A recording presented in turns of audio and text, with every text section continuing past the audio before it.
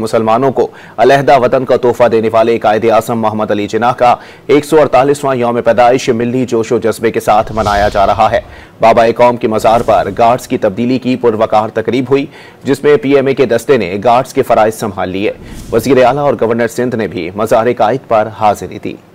बरे सगीर के मुसलमानों को अलग शनाख्त और वतन देने पर बाबा कौम कायद-ए-आज़म मोहम्मद अली जिन्ना के 148वें यौम पैदाइश पर मज़ार कायद पर गार्ड्स की तब्दीली की पुरवकार तकरीब हुई। पाकिस्तान मिलिट्री अकेडमी काकूल के चाको चौबंद दस्ते ने मज़ार कायद पर गार्ड्स की तब्दीली के फराइज अंजाम दिए।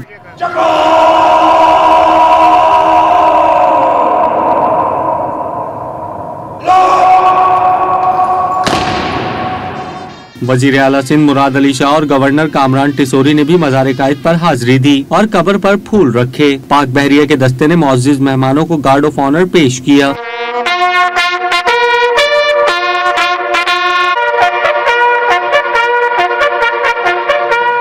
Core commander Karachi lieutenant general Babar Iftikhar ने भी कायद-ए-आज़म मोहम्मद अली जिन्ना के यौम पैदाइश पर उनके मज़ार पर हाजिरी दी और फूल चढ़ाए।